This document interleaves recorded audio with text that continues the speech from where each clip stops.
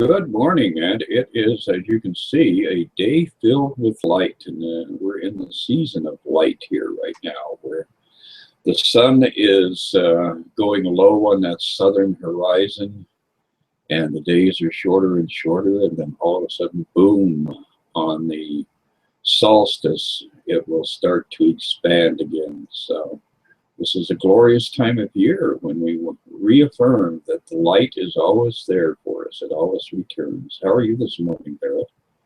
I'm doing great, Chris. And yeah, I think it's a great metaphor for our lives because sometimes it seems like we're heading into the darkness, but we really find even in those times of challenge that the light is with us and it's always been with us. So I think solstice is a reminder of that, a symbol of that. Exactly. And it's interesting that there are 29 celebrations from various spiritual disciplines that happen this time of the year every year. So it's not just, confined to the Abrahamic traditions or the Buddhist traditions, but basically people of all persuasions and of all indigenous imagery and ideology embrace this period as the restoration of growth and light. So it's truly beautiful season of the year. Yeah, I was just talking with a friend of mine about how a lot of the sections of the course they start off in the light and the love and the joy, and then they kind of dive into some facet of the ego thought system. But then by the end of the section, usually kind of reemerges and it's like back in the light. And I think that's really symbolic of all of our spiritual paths. Is in truth we've always been in the light, but our experience has been like descending from heaven into this world, and now it's our seeming journey back to where we've never really left, but where maybe we have left in our awareness. So yeah. Exactly. We entered the dream of fatal returns, and of course that leads in beautifully to today's discussion about what is the real meaning of sacrifice. And the only thing we're really called upon to sacrifice is our embracing the darkness instead of the light. hmm Yeah, yeah. There are a lot of really good lines in here, and there's one that just jumps out at me in paragraph 4. Um, is it a sacrifice to give up pain? Does an adult resent the giving up of children's toys?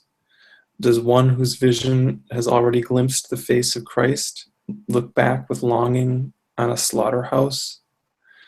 No one who has escaped the world and all its ills looks back on it with condemnation. Yet he must rejoice that he is free of all the sacrifice its values would demand of him. So it's not like we're really letting anything go of value, but we're coming to see that what we had given value doesn't have that value that we thought it had. And that's really the benefit.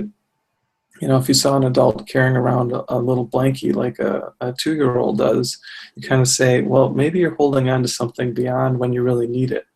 And in a sense, we're all like that adult with the blankie, is that we're holding on to this idea of security, but it's really kind of past its expiration date. And Jesus is kind of encouraging us to see what we're doing and to say, you can set that down if you're ready. But he doesn't take it from our hands either, and he doesn't make us give it up. He just encourages us to see how things are, and says, whenever you don't want that anymore, you can just hand that over to me and I'll take it from you.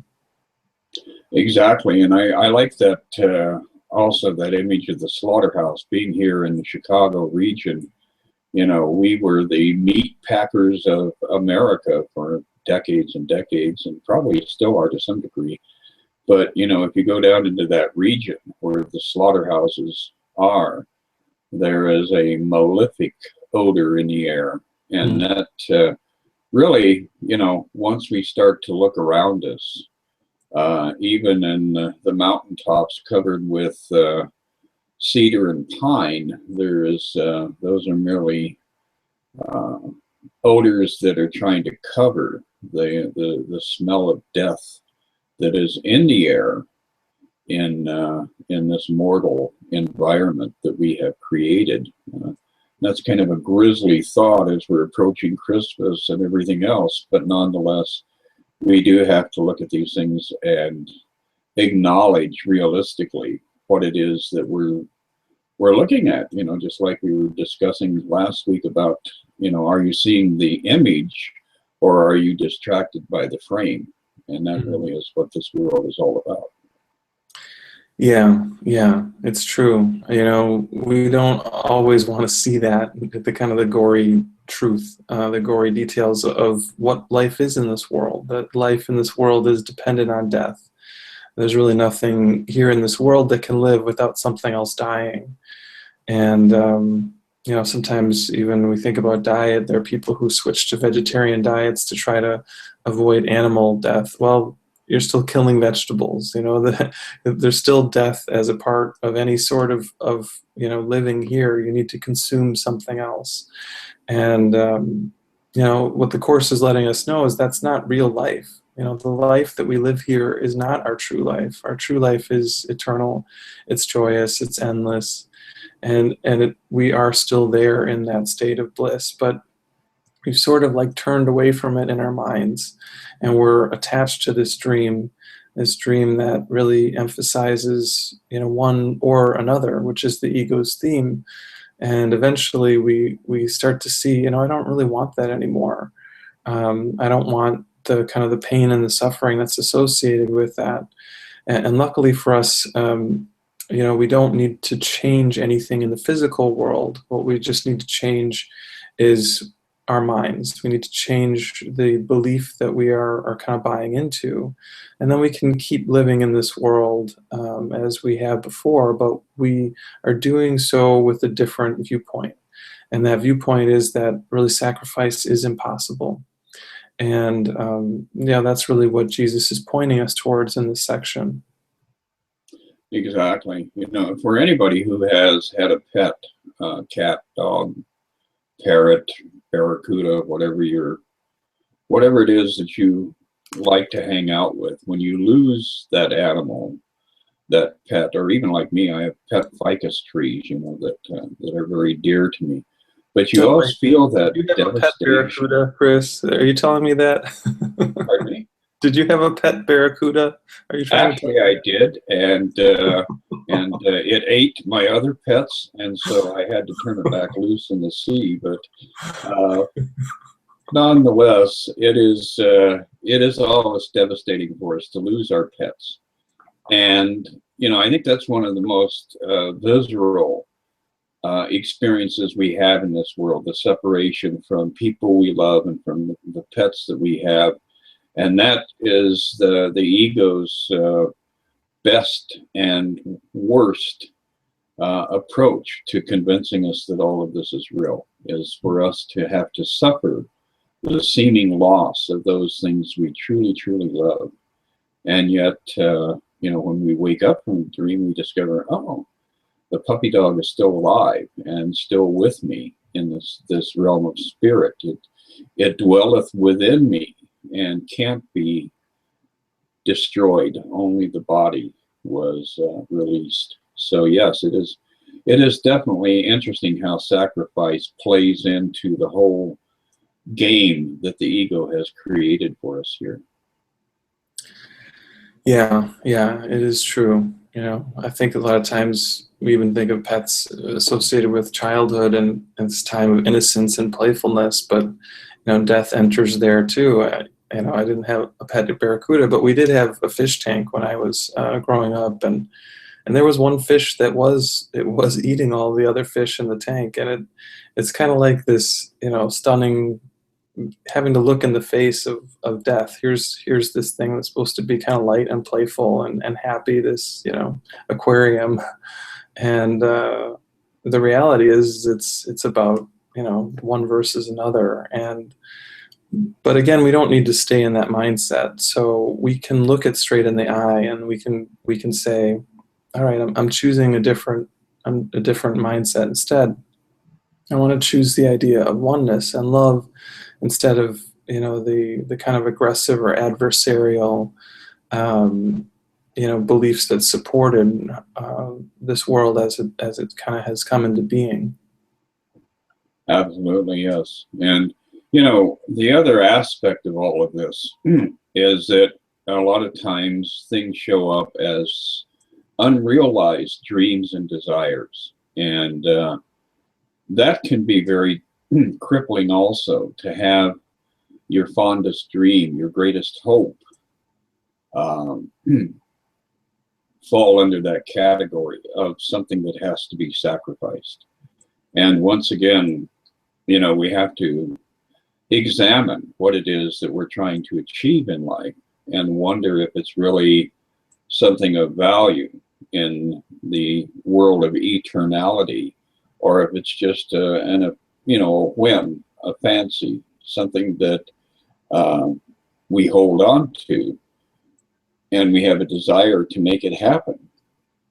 But in reality, it really has no substance. And so when you compound all these different senses of loss that we experience in this realm, sacrifice becomes, the ongoing experience, that the price that we're paying to inhabit this realm. And that really is tragic when you stop and give it consideration.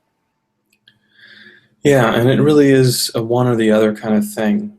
We can't have just some of the sacrifice and some of true happiness. I think this paragraph 7 in this section really says that clearly. It says, "Do not forget that sacrifice is total. There are no half sacrifices. You cannot give up heaven partially. You cannot be a little bit in hell." So really what he's saying is, either we're complete oneness, we are that eternal joy that doesn't have any limit or boundaries, or we're believing in some way in separation. We're believing in some way in division and attack. And it's really a deep amount of honesty with ourselves, of which of these thought systems we're allying ourselves with. And then it becomes a question of what it is that we really want.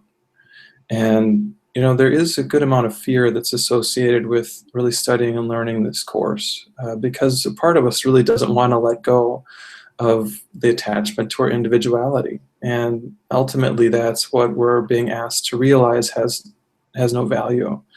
And it feels like a step too far for a lot of us, even as we start to get these concepts. And so we need to really kind of allow our fear of learning this to be seen as well, and not judge ourselves for that, not be impatient or unkind with ourselves over any hesitations we have, but just to see that, and then to allow it, to keep coming back to this and saying, okay, I know I'm a little hesitant around this, but I'm going to keep going. I'm going to keep practicing this, and I'm going to reinforce the thought system of kindness and compassion. And in so doing, I can let go of anger and fear and bitterness. Exactly. And in our relationships with people, looking at specialness. Oh, this person is so special. This person has, the ability to climb buildings because he's Spider-Man or whatever. That is such a that is reducing people to such a narrow vision of who they actually are. So your most special thoughts, your people that you feel are unique and special to you, even in that specialness, you're limiting them. And that's something that once you actually start to delve into that realization, you begin to realize, oh, I don't want special people. I want Christ. I want perfection in my life with every individual I encounter. And all of a sudden, you're flipping that whole idea of sacrifice. Everybody else is sacrificed in the wake of all the special people I have. And allowing yourself to come to that conclusion that everybody is perfect and beyond description in their perfection really enhances the world that you live in. So giving up sacrifice is a beautiful thing. Yeah, yeah. We're really giving up this sort of half-baked thought system for a fully baked thought system, you could say. Yes, that's that perfect pumpkin pie that we're all looking forward to in a week or two here. Yeah. Well, yeah.